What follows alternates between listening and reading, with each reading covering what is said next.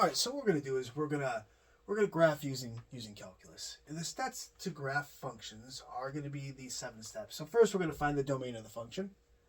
Next we're going to find critical points of the function. And critical points happen when the derivative is equal to 0. But we're also going to look where the thing is undefined as well, where the derivative is going to be undefined. The reason why I care about this is because we want to figure out intervals for which the function is increasing and decreasing. And I know the only spots that it can change from increasing to decreasing is at the critical points where f of x is equal to 0, but it could also happen, f prime of x is equal to 0, but it could also happen when f prime of x is undefined. So next we want to do inflection points. Now inflection points happen when its second derivative is equal to 0, but we're also going to worry about, where the function is undefined, because again, the function is only going to change concavity at either its inflection points, so the second derivative equal to 0, or the second derivative being undefined. So next we're going to look at asymptotes, any horizontal or vertical asymptotes, and then last we're going to graph. So let me set up an example, and we'll go through these steps. So we're going to graph x cubed minus 12x. So first we're going to look at the domain of this function. So what we know is its domain, since this is a polynomial, is going to be from minus infinity to infinity.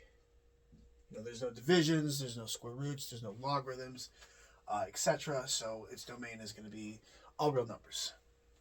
2, we have to find critical points. Now remember, critical points happen when the first derivative is equal to 0 or undefined. So its first derivative being 3x squared minus 12, and we're going to set this equal to 0.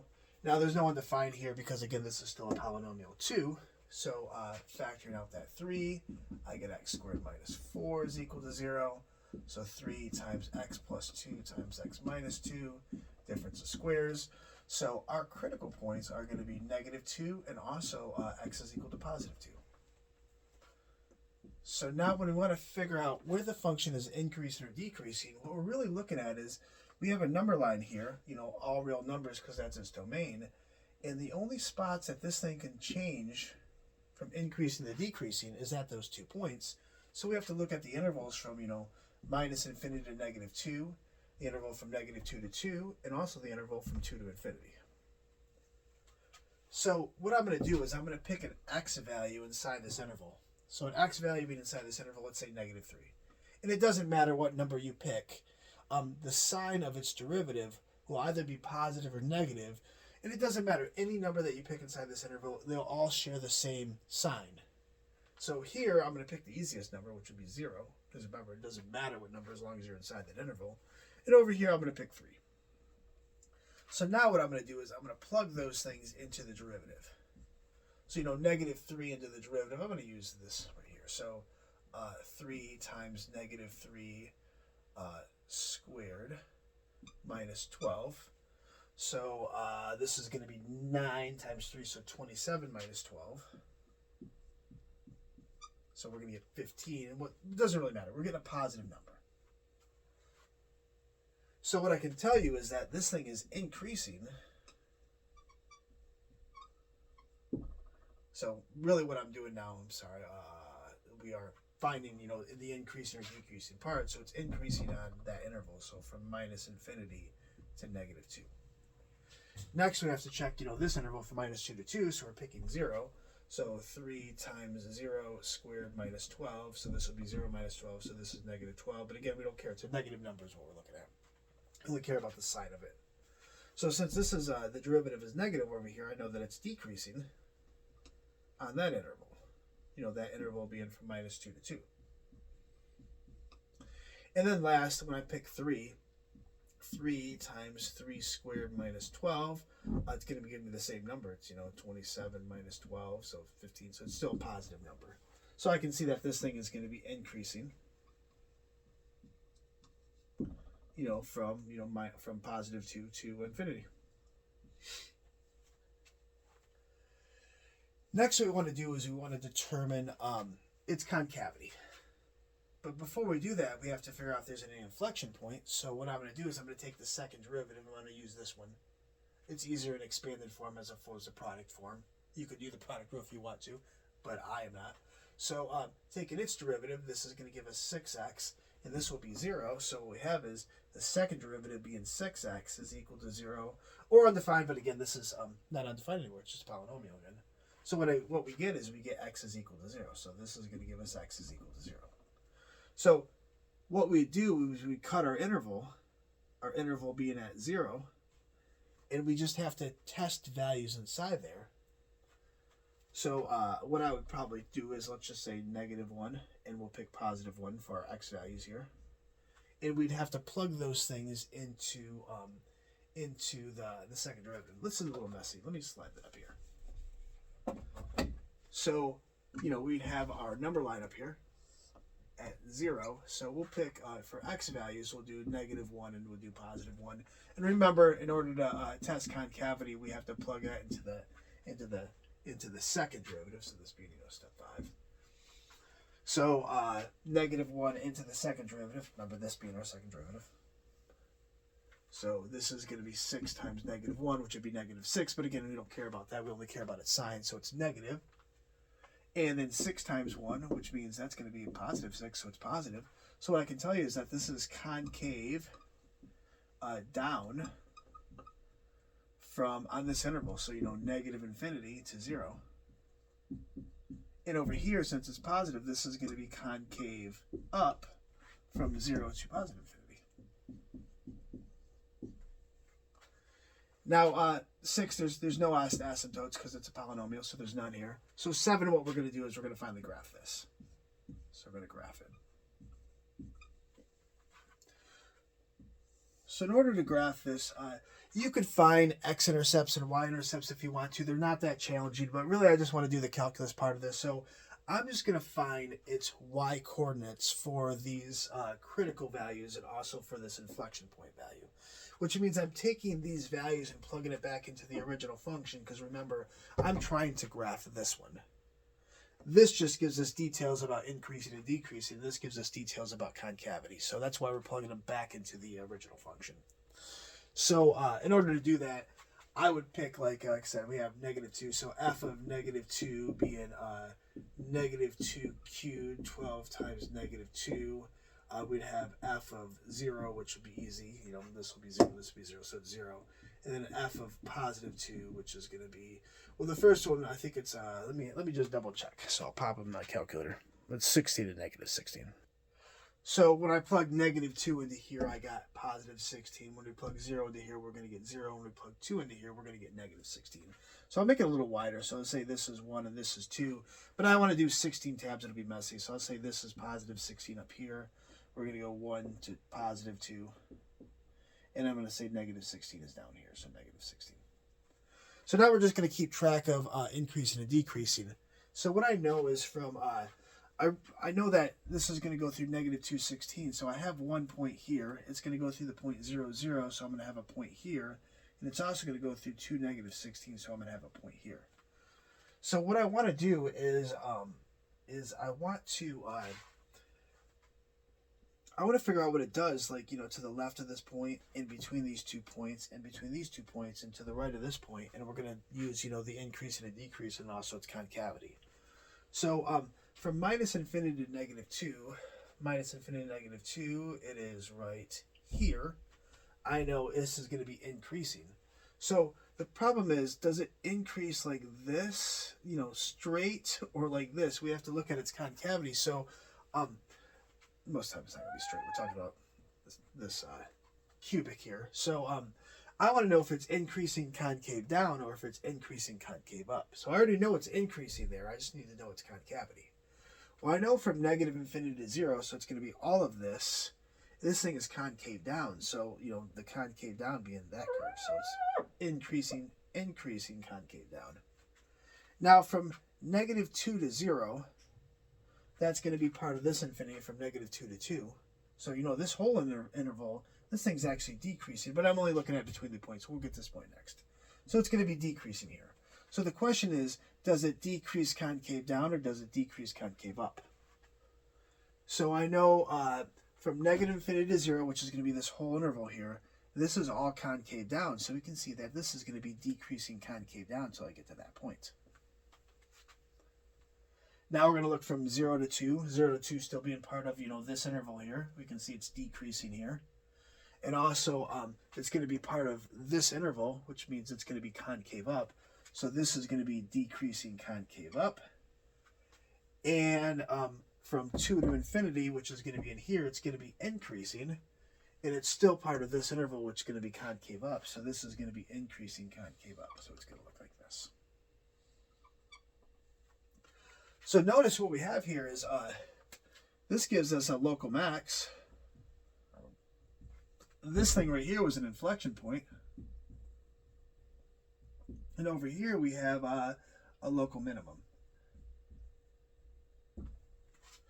Now, local maximum, clearly it's the maximum value in this particular neighborhood. Inflection point, it went from concave down to concave up, and this is a local minimum because it's a minimum in its neighborhood as well. So we'll do another example. Let's do a rational, just so we can take a look at some asymptotes and how that works. All right, so let's graph x minus 4 all over x plus 2. So again, number one, we have to look at the domain. Now for the domain, we have a denominator here, and what I know is that the denominator is not allowed to be 0, so it means x can't be negative 2, so we're looking at a domain of everything but negative 2.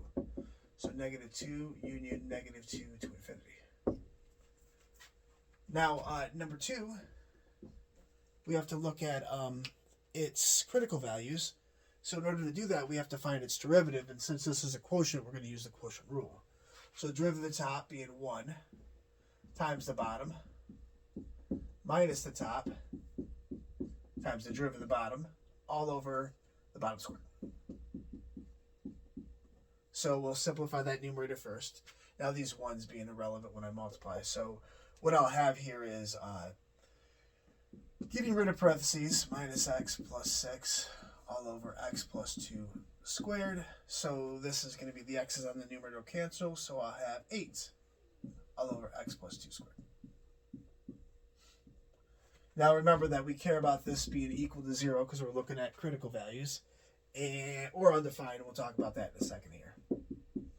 So what we know is a fractions can only be equal to 0 when its numerator can be 0. So, multiplying both sides by the denominator, you have 8 is equal to 0, which we know is, not a solution. So really this has no critical values. But when we say or undefined, what we know is that for this to be undefined, that means the bottom would be equal to 0. And for that denominator to be equal to 0, you'd set this equal to 0. So, x minus x plus 2 squared equal to 0, squared is 0, so x plus 2 is equal to 0. So we can see that x is equal to negative 2. So I think that's pretty obvious. So we know that it's undefined, x is equal to negative 2. Now it's not technically a critical point because the function is not defined there. We'll see that it's a special thing in a minute here. So when we look at intervals of increasing and decreasing, this is the only value that we're going to cut that axis. So we know that it's only going to cut at negative 2. So I'm going to have to pick an x value in here. I'm going to say the easy value would be 0. And over here, I'm just going to pick, I lied. An easy value would say negative 3. And the easy value over here would be 0. And we're going to have to plug this into its derivative to figure out if it's increasing or decreasing. So remember the derivative being this thing's the derivative. So we have 8 over minus 3 plus 2 squared. Well, this is negative 1 squared, which is 1. This will be 8. This is going to be positive, which means that it's going to be increasing on this interval. Over here, when I plug in 0, this is 8 all over 0 plus 2 squared.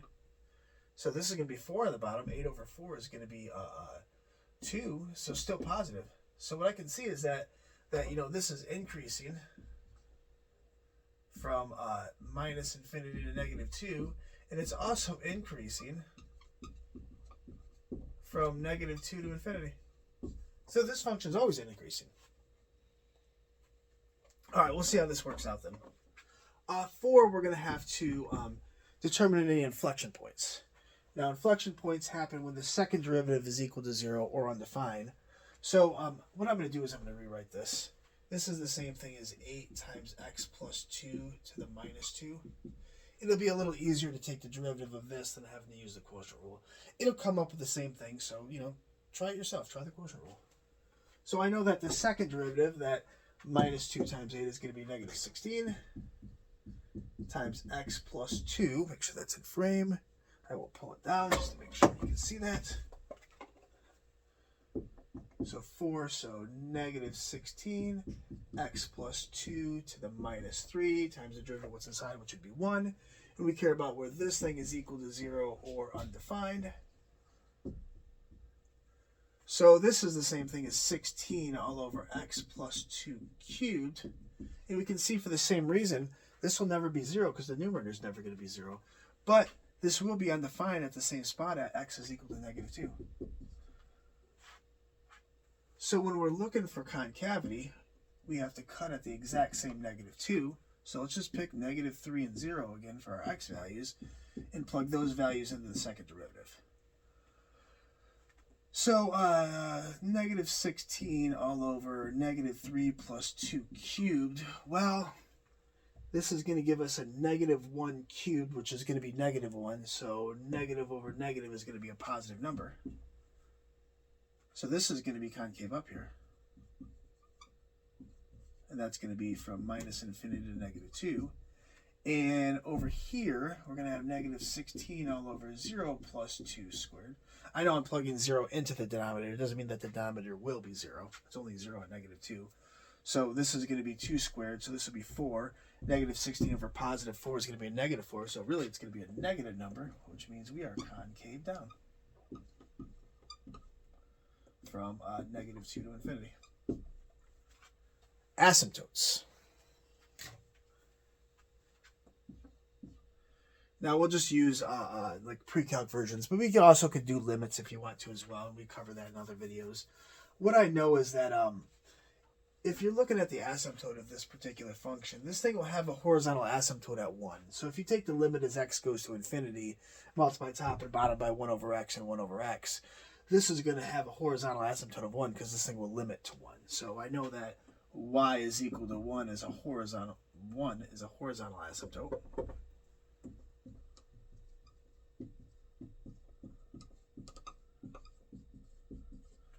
And it's also going to have a vertical asymptote when the denominator is equal to 0. So that's when x is equal to negative 2. So x is equal to negative 2 is going to be a vertical asymptote.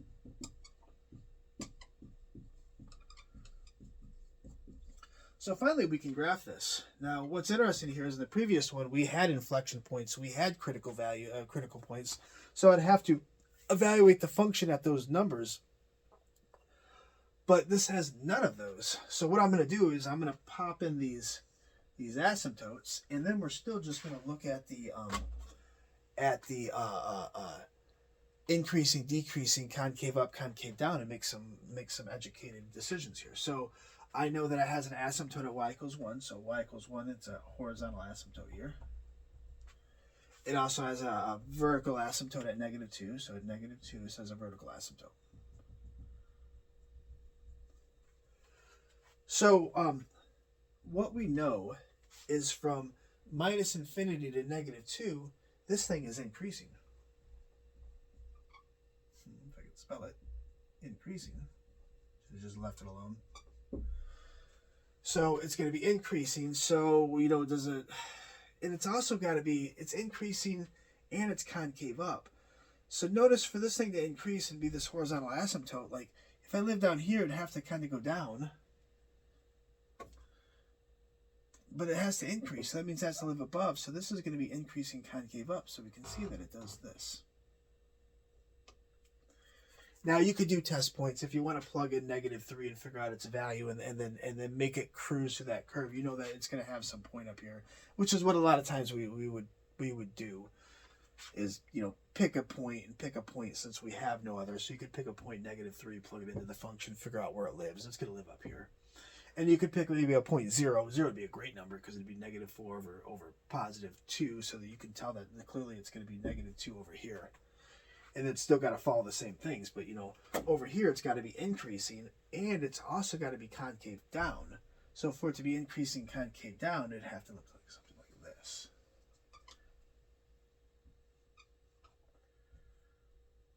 So it's interesting that we can graph the function without actually evaluating any points. And that's what it looks like. All right, see you in the next video.